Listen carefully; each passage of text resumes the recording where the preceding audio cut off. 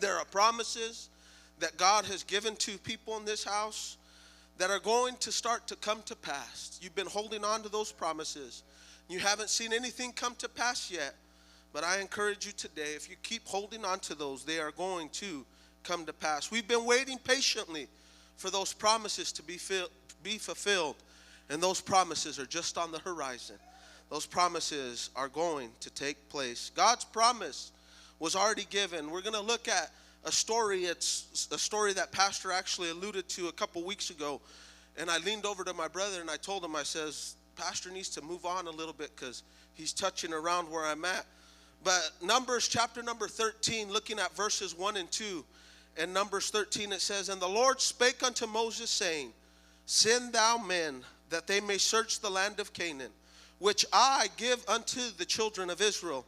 Of every tribe of their fathers shall ye send a man, every one a ruler among them. God wasn't asking for a vote from the people. He had already told them, and he had already promised the land of Canaan to the children of Israel. But we see in Numbers, as you continue on, that their faith begins to waver. And this was not a possibility of taking that land, but rather it was a guarantee as long as the children of Israel had faith that the promise would come to pass.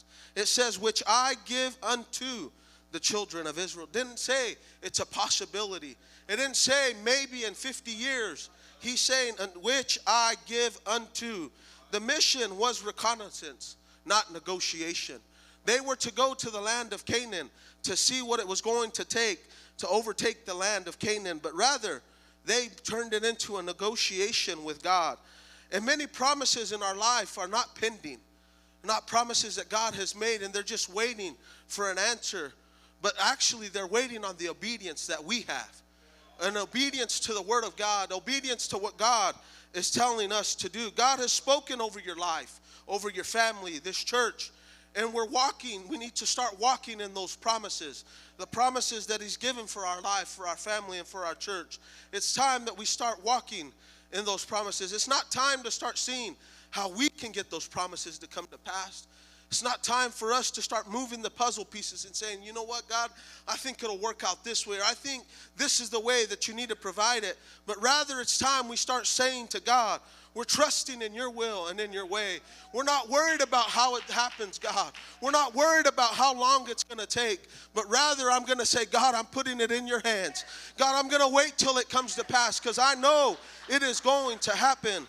And there is power in perspective. There is power in perspective. In Numbers, continuing on in Numbers chapter number 13, if you have your Bibles, we're going to drop down to verses 27 and 27 through 33. And this is actually the report that is given to Moses and the children of Israel by the 12 spies that were sent out to the land of Canaan. And it says, And they told him and said, We come unto the land whither thou sendest, and surely it floweth milk and honey, and there is fruit of it. Nevertheless, this word right here gets us in trouble all the time. It says, Nevertheless, the people be strong that dwell in the land, and the cities are walled and are very great.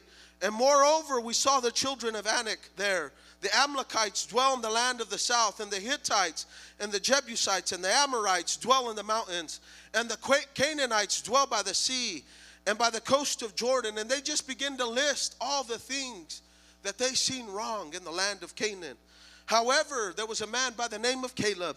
And it says, And Caleb stilled the people before Moses and said, Let us go up at once and possess it, for we are well able to overcome it. He had faith. He knew what God was able to do. And he's telling the people of Israel, we are well able to overcome it. But the men that went up with him said, We be not able to go up against the people, for they are stronger than we. And they brought up an evil report of the land which they have searched unto the children of Israel, saying, The land, though which we have gone to search it, is a land that eateth up the inhabitants thereof. And all the people we saw in it are men of great stature. And there we saw the giants, the sons of Anak, and which come of the giants. And we were in our own sight as grasshoppers. And so we were in their sight. And if you notice there, I made an emphasis as I began to read that portion there. It was always, and we, and we, and we. The 12 spies all saw the same land. They all went to search out that same land. But there was people that had very different interpretations of that land. Caleb and Joshua said, let us go up at once and possess it, for we are well able to overcome it. However, the other 10 spies gave a report that said, we be not able to go up against the people, for they are stronger than we. The issue wasn't the giants. It was what they were focused on. It was their own vision, what they were looking at. And they magnified the obstacles that they could see. Yes, they were very real.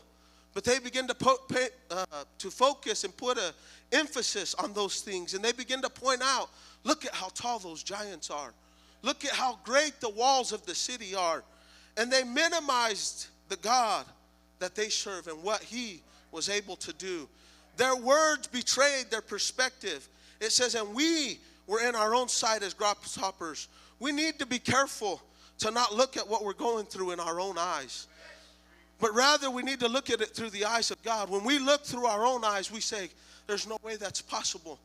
Those bills that I've been struggling to pay, there's no way they're going to get paid. And that's looking through our fleshly eyes.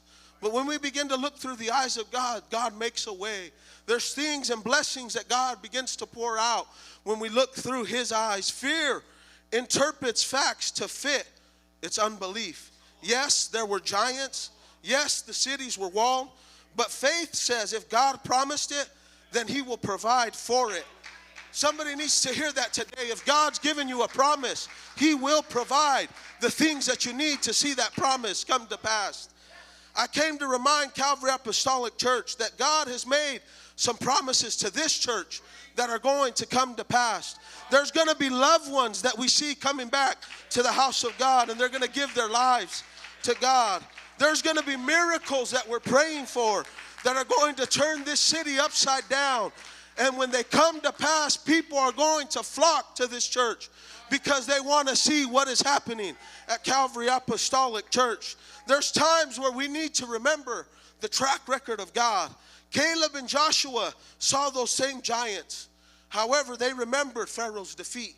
They remember that God had brought them out of the land of Egypt.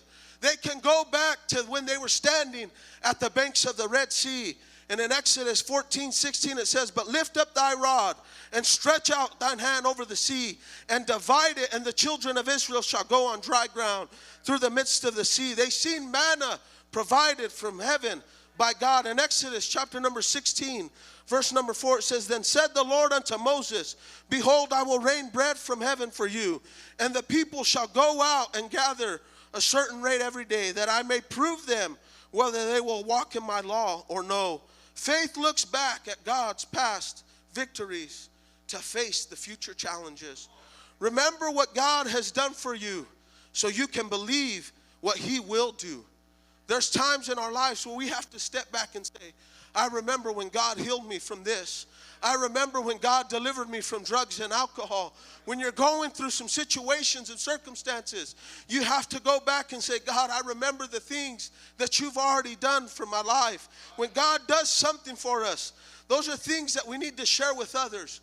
We don't need to keep them to ourselves, but we all need to share them with each other so we can all rejoice together and give him the praise that he's due for delivering people, for helping people, for strengthening people. We are the church body. We are here to strengthen each other. And how do we do that? By telling what God has done for our lives.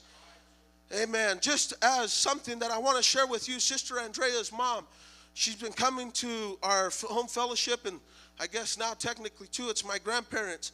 But they've been coming to our home fellowship, and that in itself was a great step. And we're thankful for that thing, those things that are happening in that family. But as she would come every other Monday, she would always request prayer for her brother Junior. And she would request that same prayer. She wouldn't say what he was going through, wouldn't say what he was facing. But a couple weeks back, they were in Oregon. They had made a trip up to Oregon. And she wanted to stay there for a period of time. She was supposed to come back, but she found out that her brother Junior was supposed to go to his first chemotherapy appointment. And so she said, you know what? I'm going to stay with him. I'm going to be with him when he goes there. And when they got to the doctor, they were getting ready to start the chemotherapy and go through the process of all that. And all of a sudden they begin to tell him, we don't find that cancer that was in your lungs any longer. And all she began to tell us at the focus group was, all I could tell him is, Junior, we were praying for you. We have a home focus group, and I've been asking prayer that God would heal you and God would do a work. And he actually did it for her. And she did it in that situation. And on that same night, we have a group thread that goes between our home group leaders. You guys don't know about that, but we send pictures. There's a purpose that we take those pictures. We send them all so Pastor can see them as well. But we send those pictures to each other, and we gave that testimony in that picture. And not too long after that, our phones go off again. And Brother Chris Hernandez was giving a report of his home focus group. And he began to tell of the praise report that had happened in his group, that he had some people in his group that their family members are sitting in this church. And they've been praying for that family member and asking God, God, work in their hearts. God, work in their lives. And they've been praying for years for these people. I can assure you, those prayers have been prayed for year after year. And in that same text, he began to say, they were opening up to us in that home fellowship. And they were saying that they're tired of their life. They're ready for change in their life. Brother Juan this morning shared the story of Don Roberto and Laura and how God is moving in this man who is a communist man that came from Cuba, that had openly told Brother Juan that he didn't believe in God, that he knew that there was no God, there's nothing possible. And he's talking about how he's praying for Laura, and Don Roberto's asking, can you pray for me? I need you to pray for me. You don't think God is working? You don't think God is moving on our church? God is answering prayers, and he's moving in our midst. They sang about it tonight. That's why I said I was rejoicing when they began to sing. I was included in the text thread, but I'll be honest with you, I didn't even look at the songs they were singing. But as they began to sing, I knew that God is moving in our midst. There's people today that need to be encouraged that says, God is working, even when you can't see it. Even when you don't know that those prayers that you've been praying, the ones that feel like they're just reaching the ceiling of that room that you're praying in and falling back down. Every single one of those prayers have reached the ears of God, and God's saying, I'm working. You may not see it, but I'm working. I can assure you that God is working in those prayers. The problem isn't what you see, it's what you forgot. The problem's not what we're seeing, but it's what we have forgot. Review your spiritual highlight reel. We need to look over our life and remember all the things that God has done for us. God's delivered people of cancer in this building. I can ask right now, and there'd probably be almost over 50% that God's delivered from drugs and alcohol. There's other things that God has delivered us from.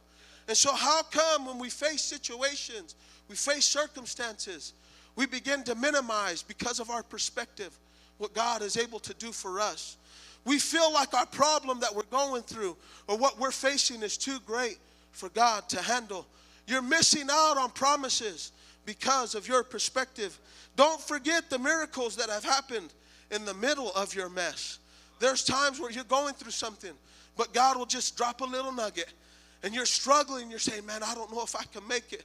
I don't know if I can make it another week. But God just gives you a little something that says, here's this. You can make it. Keep going. Keep pushing forward. Someone needs to go back when that doctor gave that diagnosis that was saying, you know what? It doesn't look very good for you. You need to go back to that moment when that doctor gave that notice to you. But you came back to the house of God and said, God, I'm trusting in you. God, I don't care what that doctor told me when he walked into that room. God, I'm trusting in you, because that's when God stepped on the scene for you and said, no matter the report of the doctor, here's healing. Here's a miracle in your life. We need to go back to those things that God has done for us. Unbelief actually slanders God. And slander is the action or crime of making a false spoken statement damaging to a person's reputation. Your unbelief actually damages God's reputation. In Numbers chapter 13, it says, they brought up an evil report and said, the land eateth up the inhabitants. Unbelief makes God out to be a liar. The evil report was not just negative. It was a negative report, but that wasn't the only thing that it was doing. It was faithless and false. If you remember in Numbers chapter number 1, and Numbers 13 verses 1 and 2, it says that God had already promised them the land of Canaan. But later on, 16 verses later, 18 verses later, they begin to point out all the problems and all the situations, everything, all the obstacles that they seen in their own eyes. And God actually takes our unbelief personally. It's not just self-doubt, but it's divine doubt. You're not doubting yourself, but you're actually doubting what God can do for you. And that is actually offensive to God. Numbers chapter number 14 verse 11 says, and the Lord said unto Moses, how long will the people provoke me? God is asking Moses, why don't the people of God believe me? Don't they remember all that I've done for them? And now that I promised to give them the land of Canaan, they are provoking me, saying it's not possible. There's no way that God can do it. And it says, how long will they provoke me? Or how long will it be ere they believe me for all signs which I have showed among them? All the things that I have already done for them. And they still continue to say, it's not possible. All the things that God has done for Calvary Apostolic Church. And there's times that we say, it's not possible. God takes that unbelief in our hearts personally. We are to walk by faith and not walk by sight. 2 Corinthians 5:7, it's the familiar scripture. It says, for we walk by faith and not by sight. God has never asked us to conquer the land alone. God has never asked us to follow through with promises or to see the promises of God on our own. But he's actually the one who parted the waters for them. He's the one that began to tear down the walls. He's the one who will always drive out the enemy. Even in your life, if he did it back then, he is obligated to do it again in 2025. If you're facing some things, there's some walls that the devil has begun to build up in your life. It's time that maybe you start marching around the walls of Jericho again and say, God, I believe that these walls are coming down. God, it may be tiresome. God, it may be weary walking around the walls again and again and again. But God, I believe that these walls are going to come down. Our job is to believe and obey what God says. It's not about to figure out how it's going to happen. It's not about to try to figure everything out in due time. But rather it's to believe that and obey what God says. Step out in faith even when the situation looks impossible. That is when things look so bleak and so dark, that's when we step out and God says, now let me show you what I can do. You can only do so much on yourself. But when you step out on faith, that's when God says, now I can work. This is the optimum point where I can do what I need to do. He's not asking you if it's possible. He already knows what's possible. He's already given you promises. So why do you keep trying to ask God, is it even possible? He's already told you that those things are possible. He's asking you tonight, do you have enough faith to believe that it's possible? And are you going to believe that I am able to deliver on my promises? Look through the eyes of God, not through the eyes of fear. When we look through eyes of fear, we begin to see the challenges. We begin to see, well, you know, the common phrase, and I've heard it a lot of the times, well, that math just ain't mathing. Yeah, well, that's how God operates. God's math's not going to make sense. But God will work if you will allow him to. We need to change our perspective so we don't miss out on our promises. Applications for our church. I can remember that we've heard the recent reports of everything going on. I know Brother Ricky's facing his situation. We had this stuff going on. And I'm sure as I can begin to ask people, Sister Helen, you're facing what you're facing. Our church is going through some things. But that is a good spot to be. And you might be thinking, how in the world is that a good spot to be? Because that is when God is getting ready to show up at 1013 North Alta and say, okay, now let me show you what I can do. Now let me show you what I can do in your life. The promise still stands. Revival's not coming. Revival's not coming. Did you catch it? It's already here. It's already begun. Come on, how many of you believe that revival is already here? We're seeing it in our church. We're seeing it in our home fellowship groups. We may not see the exact numbers already here in this house, but I can tell you that at 843 North Sycamore, there's some people that are faithful to that home fellowship group. If you're wondering, that's my address. There's people that are faithful. Brother Richard, I'm not sure your address. I think you're over there on San Antonio is the address there. But there's people that are faithful to that home fellowship group. There are people that you don't even know that are attending home fellowship groups, and God is working in their hearts. So revival has already begun at Calvary Apostolic Church. I went back to a message when I was a child. I can remember being here, and it was actually under Brother Allard. But Brother Knight, I don't know if you remember him. He was an old man. He walked hunched over. He had a nice crook in his back. But I can remember when he got up behind, not this pulpit, but there was a different pulpit here. But I can remember as a young child that elder got behind the pulpit in this church and said that there is going to be a revival in this church that will trump the numbers that we had even previously. And I can remember, I know there's some others that can remember, where we used to run over 300 over in the gym. And Brother Knight got up here and said there will be a revival that will be even greater than the former days of Calvary Apostolic Church. God's word does not expire. It's still active and alive today. We just have to say, God, I'm going to change my perspective. I'm going to grab a hold of that promise and say again, I believe that it's going to happen. I believe that this church is going to have to start figuring out, do we start moving walls? Do we start taking out that back wall?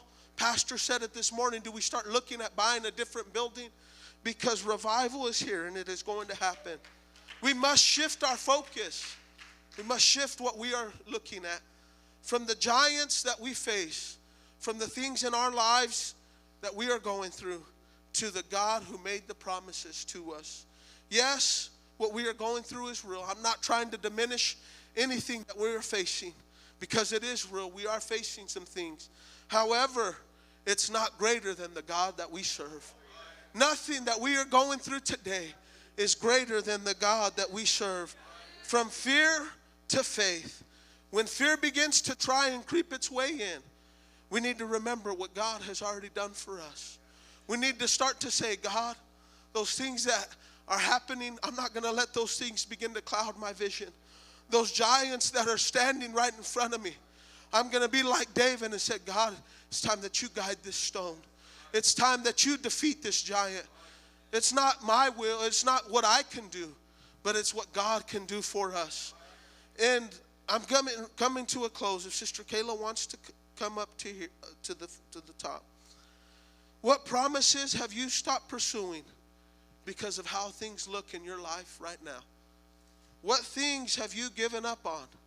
What family members have you said, you know what, I don't see it happening, because you don't see the action happening in their lives. It's time that we start to revisit those promises. It's time that we start saying, God, I know you said it and I'm going to believe for it. It's time that we start to reclaim our vision and say, God, it may have been a little clouded. It may have been clouded with the things that have been happening, the trials, the situations that I'm facing. But God, I'm asking you to give me clear vision, to see the promises, to see the things that are going to happen. I'm going to walk by sight. But it's time that we start saying, God, I'm going to walk by faith. God, I'm going to trust in you. I don't know how it's going to work out. I don't know how it's going to come to pass. But I'm going to walk by faith. If we all want to stand in this place, I've already said it here today, but the harvest is here. The harvest is here. The land is already ours. The walls are going to begin to come down. But it won't happen through fear. It'll only happen through faith. It's time that we start saying, God, I have faith. And it's time that we start to say, God, I'm going to take that land. Those family members that the devil thought he had in his grasp, it's time to start saying, God, I'm claiming them. It's time to start mentioning them by name and calling their names out and saying, God, this is the one that's going to walk through those doors. God, this is the one that's going to give their life back to you. Come on, how many of you believe that God is going to answer the promises that He has made? It's time for someone to start to take those promises back. You've allowed the devil to take them from you. Maybe not even that, but you just let him sit aside and say, God, you know what? I don't know about that one. I don't know if you can answer that one any longer. I thought it had to be answered 2 years ago. So I just forgot about praying for that one any longer. I'm not going to let it take up any more time. But we serve a God that is a promise keeper. It doesn't matter if He made that promise to you 10 years ago. It doesn't matter if He made that promise to you 20 years ago. He is still a promise keeper. There's no time clock to His promises. There's no time clock to when those things can come to pass. I can go back to remembering my grandma's prayers, how she used to pray for her son. And she never seen it in her time frame. She never seen it in her lifetime. But there's a God that is a promise keeper. And I know that that uncle that she was praying for, every day faithfully, he's still alive. God can still work in his heart. God can still work in his life. It may not come through me or my dad or any of us here, because he's halfway across he's on the other side of the United States right now. But God is a promise keeper. And I know that He has made a promise that will come to pass. So can we just lift our hands in this place? And it's time that we start revisiting those promises. Come on, somebody. There's children that God has promised to you that are going to begin to come to pass. Come on, somebody. Grab a hold of those loved ones again. Begin to call them out by name in this place. Come on, the altars are open. It's time that Calvary Apostolic Church begins to go to war with God and saying, God, I'm letting you go before me. I'm placing it in your hands, but God, I'm taking those promises with me. God, I'm believing you, God, for that family member. God, I'm believing you, God, for that miracle. God, I believe in you, God, for that promise that was made. Come on, somebody, grab a hold of that promise. Don't miss out on that promise because of your perspective. Come on, grab a hold of the promise in this house today again. Those promises that you've laid down and said, I forgot about them. God, I don't know if it can happen any longer. It's time to grab a hold of them and say, God, I'm believing in you, God. God, I'm trusting in you, God. God, that you are going to answer, God. I know that you're a promise keeper, God. God, if you said it, God, I know that it's going to come.